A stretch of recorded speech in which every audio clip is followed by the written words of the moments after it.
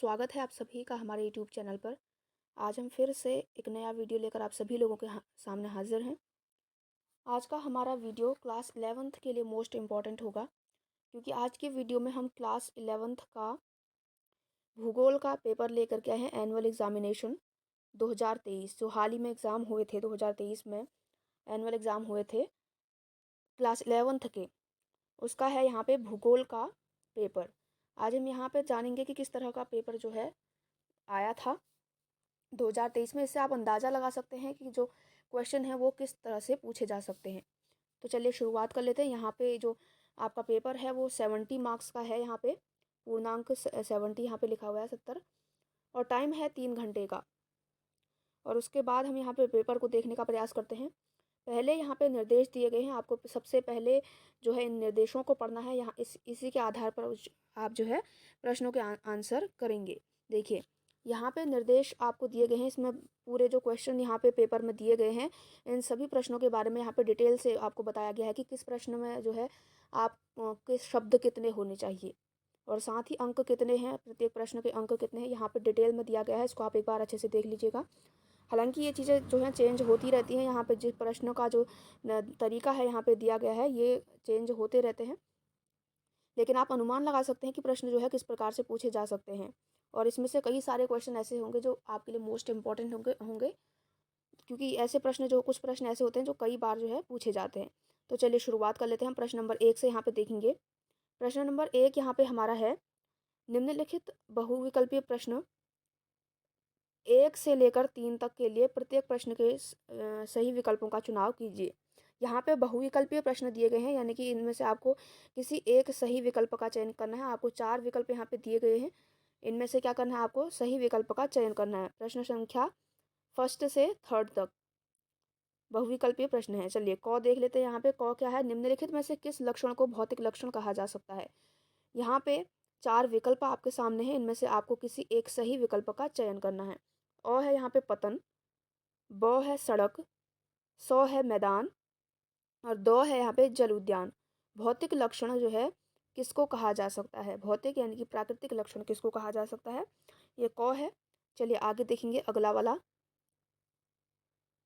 ख है यहाँ पे, निम्नलिखित में से कौन सा महासागर सबसे छोटा है। निम्नलिखित में से कौन सा महासागर सबसे छोटा है। अ है हिंद महासागर, ब है आर्कटिक महासागर, स है अटलांटिक महासागर, और द है प्रशांत महासागर। देखिए प्रशांत महासागर तो होगा नहीं, क्योंकि प्रशांत महासागर जो है सबसे बड़ा सागर है।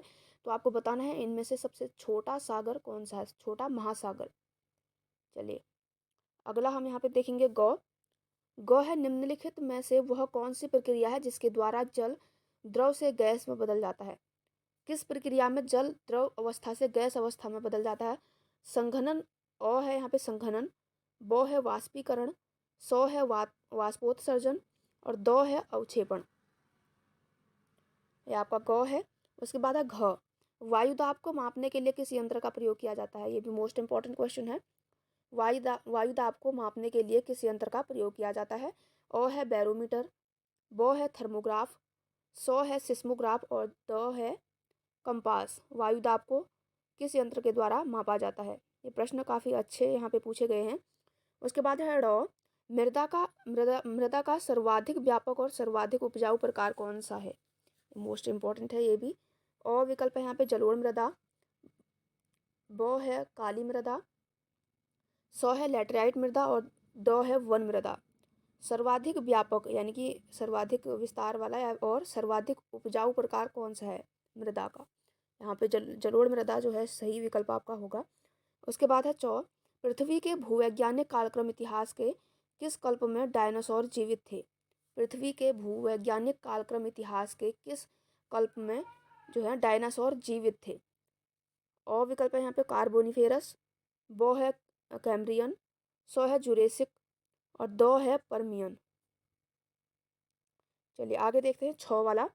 निम्नलिखित में से किस देश की सीमा भारत के साथ सबसे लंबी स्थलीय सीमा है। अ है म्यांमार, ब है बांग्लादेश, स है पाकिस्तान, और द है चीन। किस देश की सीमा सबसे लंबी स्थलीय सीमा है भारत के साथ।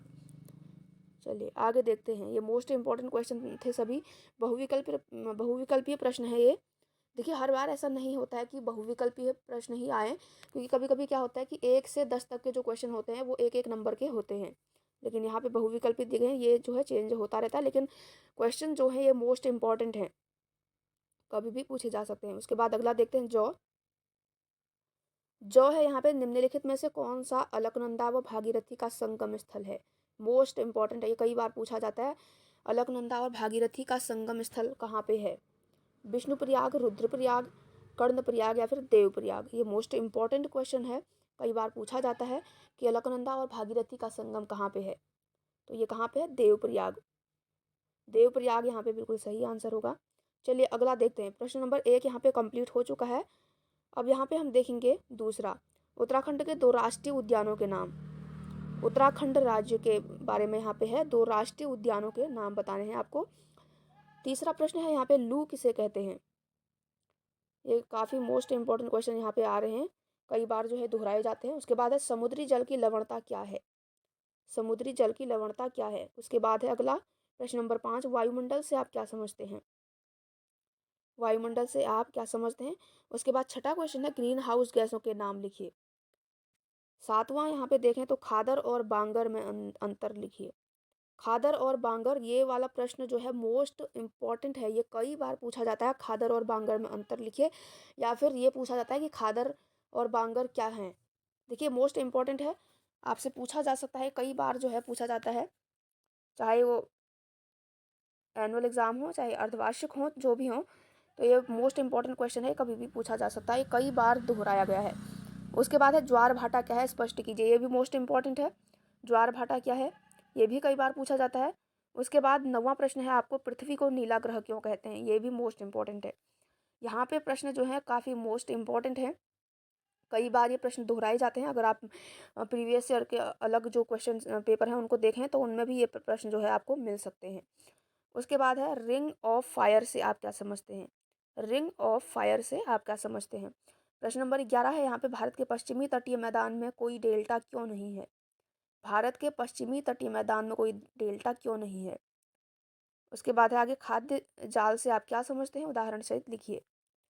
खाद्य जाल से आप क्या समझते हैं, उदाहरण सहित आपको स्पष्ट करना है यहाँ पे। प्रश्न नंबर 13 है, उत्तरी भारत की नदियों की 3 महत्वपूर्ण विशेषताएं। उत्तर भारत की जो नदियां हैं उनकी 3 महत्वपूर्ण विशेषताएं यहाँ पे आपको बतानी है। उसके बाद है प्रश्न नंबर 14, पवनों की दिशा और वेग को प्रभावित करने वाले 3 कारक। पवनों की दिशा और वेग को प्रभावित करने वाले 3 प्रमुख कारक कौन कौन से हैं। प्रश्न नंबर 15 है यहाँ पे, भौतिक भूगोल का महत्व। यहाँ पे आपको भौतिक भूगोल का महत्व बताना है प्रश्न नंबर 15 में। उसके बाद आगे देखते हैं प्रश्न नंबर 16, हिमालय और भारत के उत्तर पूर्वी क्षेत्र में अधिक भूकंप क्यों आते हैं। हिमालय और भारत के उत्तर पूर्वी क्षेत्रों में भूकंप अधिक क्यों आते हैं। प्रश्न नंबर 17 है यहाँ पे, मृदा संरक्षण से क्या लिखा है यहाँ पे, ये शायद कुछ गलत हुआ है यहाँ पे। मृदा संरक्षण से क्या आशय है, यहाँ पे ये गलत हो गया है। मृदा संरक्षण से क्या आशय है, मृदा संरक्षण के उपाय लिखिए। चलिए प्रश्न नंबर 18 देख लेते हैं यहाँ पे। प्रश्न नंबर 18 है यहाँ पे, भारतीय मौसम विभाग के अनुसार भारत में कितने प्रकार के मौसम पाए जाते हैं, किसी एक मौसम की दशाओं की विस्तार पूर्वक व्याख्या कीजिए। ये भी इंपॉर्टेंट क्वेश्चन है। मौसम विभाग के अनुसार भारत में कितने प्रकार के मौसम पाए जाते हैं, किसी एक मौसम की दशा को जो है विस्तार पूर्वक यहाँ पे व्याख्या करनी है उसकी आपको। प्रश्न नंबर 19 देखें तो प्रश्न नंबर 19 है यहाँ पे, महाद्वीपीय विस्थापन सिद्धांत की व्याख्या कीजिए। सिद्धांत के पक्ष में दिए गए प्रमाणों का वर्णन कीजिए। प्रश्न नंबर 20 है यहाँ पे, पृथ्वी पर तापमान के वितरण को प्रभावित करने वाले कारक कौन कौन से हैं। पृथ्वी पर जो तापमान का वितरण है उसको प्रभावित करने वाले कौन कौन से कारक हैं, इनके बारे में आपको व्याख्या करनी है। प्रश्न नंबर 21 है यहाँ पे, नदी के द्वारा निर्मित स्थलाकृतियों का सचित्र वर्णन कीजिए। नदी के द्वारा जो निर्मित स्थलाकृतियां हैं उनका आपको सचित्र वर्णन करना है, यानी कि चित्रों के माध्यम से आपको बताना है। चलिए प्रश्न नंबर 22 है यहाँ पे, भारतीय वनों को कितने प्रकारों में विभाजित किया गया है। भारत के जो वन हैं उनको कितने प्रकारों में विभाजित किया गया है, ये भी मोस्ट इंपॉर्टेंट क्वेश्चन है, कई बार जो है आता है एग्जाम में। उनके नाम लिखिए तथा उष्णकटिबंधीय पर्णपाती वनों की व्याख्या कीजिए। उष्णकटिबंधीय पर्णपाती वनों के बारे में भी कई बार पूछा जाता है और भारतीय वनों के बारे में भी कई बार पूछा जाता है। प्रश्न नंबर 23 यहाँ पे मानचित्र से संबंधित है, इसको आपको मानचित्र में दर्शाना है। तो क्या है देख लेते हैं। क यहाँ पे है सुंदरवन का डेल्टा, ये यहाँ पे चिन्ह दिया गया है, इस चिन्ह के आधार पे आपको जो है दर्शाना है सुंदरवन का डेल्टा। उसके बाद है नंदा देवी पर्वत, उसको आपको इस तरह से दर्शाना है। उसके बाद है गोदावरी नदी, फिर है डल झील और यहाँ पे है शिमला। ये मोस्ट इम्पॉर्टेंट क्वेश्चन आपने देख लिए 23 क्वेश्चन। लास्ट जो प्रश्न था वो आपका मानचित्र से संबंधित है, इसको आपको मानचित्र में भरना होता है। तो यहाँ पे प्रश्न जो आपने देखे इसमें से कई प्रश्न ऐसे थे जो कई बार जो है एग्जाम्स में दोहराए जाते हैं, मोस्ट इम्पॉर्टेंट हैं। आपको मैंने बता दिए थे जितने भी प्रश्न यहाँ पे इम्पॉर्टेंट थे आपके लिए वो मैंने आपको बता दिए हैं। तो ये आपका क्लास 11th का पेपर था जो अभी हाल ही में 2023 में एग्ज़ाम हुए थे, वार्षिक पेपर जो हुए थे वो यहाँ पे था। मेरे पास जितने भी जो है क्वेश्चन पेपर अवेलेबल होते हैं मैं आपको जो है यहाँ पे अपलोड कर देती हूँ। अगर आप सभी को ये प्रश्न इम्पॉर्टेंट लगते हैं तो प्लीज़ एक बार इनको अच्छे से देख लीजिएगा, आपके एग्ज़ाम के लिए मोस्ट इम्पॉर्टेंट होंगे और आप क्लास 10 11th के स्टूडेंट हैं। अगर आप सभी को वीडियो पसंद आया तो प्लीज़ वीडियो को लाइक शेयर करना बिल्कुल भी ना भूलें और साथ ही चैनल को सब्सक्राइब अवश्य कर दें। हम आपसे मिलते हैं अपने अगले वाले वीडियो में, तब तक के लिए बाय बाय, टेक केयर।